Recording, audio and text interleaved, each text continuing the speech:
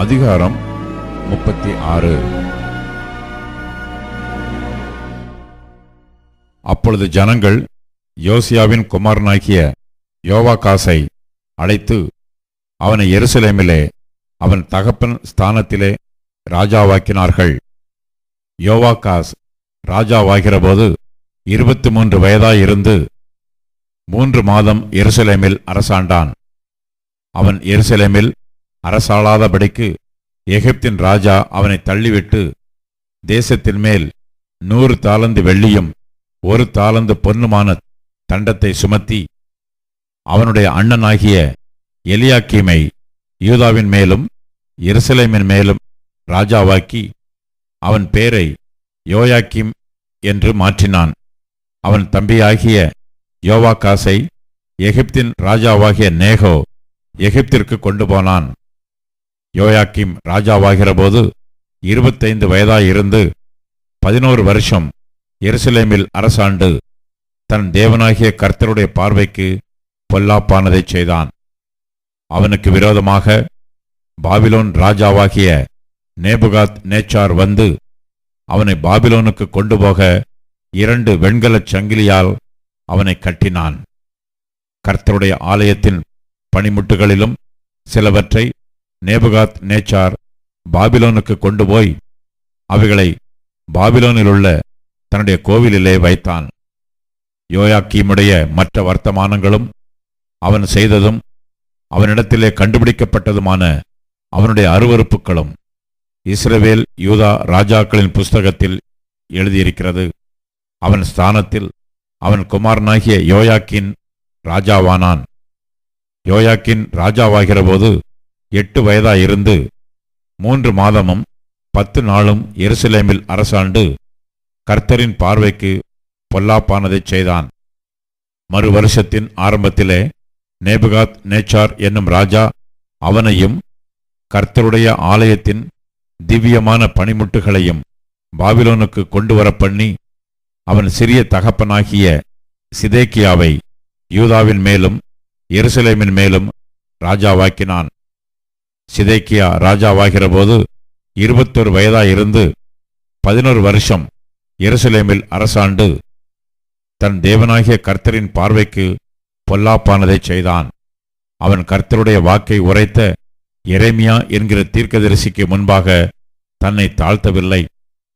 தேவன் மேல் தன்னை ஆணையிடுவித்துக் கொண்ட நேபுகாத் நேச்சார் என்னும் ராஜாவுக்கு விரோதமாய் கலகம் பண்ணி இஸ்ரவேலின் தேவனாகிய கர்த்தரிடத்துக்கு திரும்பாதபடிக்கு தன் கழுத்தை அழுத்தமாக்கி தன் இருதயத்தை கடினப்படுத்தினான். ஆசாரியரில் பிரதானமானவர்கள் யாவரும் ஜனங்களும் கூடி புறஜாதிகளுடைய சகல அருவருப்புகளின்படியும் மிகவும் துரோகம் பண்ணி கர்த்தர் எருசலேமிலே பரிசுத்தம் பண்ணின அவருடைய ஆலயத்தை தீட்டுப்படுத்தினார்கள். அவர்களுடைய பிதாக்களின் தேவனாகிய கர்த்தர் தமது ஜனத்தையும் தமது வாசஸ்தலத்தையும் காப்பதற்கான இரக்கமுள்ளவராயிருந்தபடியால் அவர்களிடத்திற்கு தம்முடைய ஸ்தானாபதிகளை ஏற்கனவே அனுப்பினார். ஆனாலும் அவர்கள் தேவனுடைய ஸ்தானாபதிகளை பரியாசம் பண்ணி அவருடைய வார்த்தைகளை அசட்டை செய்து அவருடைய தீர்க்கதரிசிகளை நிந்தித்தபடியால் கர்த்தருடைய உக்கிரம் அவருடைய ஜனத்தின் மேல் மூண்டது சகாயமில்லாமல் போயிற்று. ஆதலால் அவர் அவர்கள் மேல் கல்தேயரின் ராஜாவை வரப்பண்ணினார். அவன் அவர்கள் வாலிபரை அவர்களுடைய பரிசுத்தமான ஆலயத்திலே பட்டயத்தினால் கொன்று வாலிபரையும் கன்னியா ஸ்திரீகளையும் முதியோரையும் விருத்தாப்பியரையும் தப்பவிடவில்லை. எல்லாரையும் தேவன் அவன் கையில் ஒப்புக்கொடுத்தார்.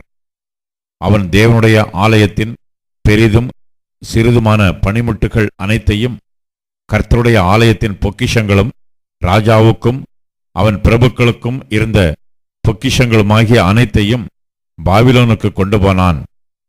அவர்கள் தேவனுடைய ஆலயத்தை தீக்கொளுத்தி எருசலேமின் அலங்கத்தை இடித்து அதன் மாளிகைகளையெல்லாம் அக்கினியால் சுட்டெரித்து அதிலிருந்த திவ்யமான பணிமுட்டுகளையெல்லாம் அழித்தார்கள். பட்டயத்திற்கு தப்பின மீதியானவர்களை அவன் பாபிலோனுக்கு சிறைப்பிடித்து போனான். பெர்சியா ராஜ்யபாரம் ஸ்தாபிக்கப்படும் மட்டும் அங்கே அவர்கள் அவனுக்கும் அவன் குமாரருக்கும் அடிமைகளாயிருந்தார்கள். கர்த்தர் எரேமியாவின் வாயினாலே சொன்ன வார்த்தை நிறைவேறும்படிக்கு தேசம் தன்னுடைய ஓய்வு வருஷங்களை ரம்மியமாய் அனுபவித்து தீருமட்டும் அது பாழாய் கிடந்த நாளெல்லாம், அதாவது 70 வருஷம் முடியுமட்டும் ஓய்ந்திருந்தது. எரேமியாவின் வாயினாலே கர்த்தர் சொன்ன வார்த்தை நிறைவேறும்படி பெர்சியாவின் ராஜாவாகிய கோரேசின் 1ஆம் வருஷத்திலே கர்த்தர் பெர்சியாவின் ராஜாவாகிய கோரேசின் ஆவியை ஏவினதினாலே அவன், பரலோகத்தின் தேவனாகிய கர்த்தர் பூமியின் ராஜ்யங்களையெல்லாம் எனக்கு தந்தருளி யூதேயாவிலுள்ள எருசலேமிலே தமக்கு ஆலயத்தை கட்டுவிக்கும்படி எனக்கு கட்டளையிட்டிருக்கிறார்.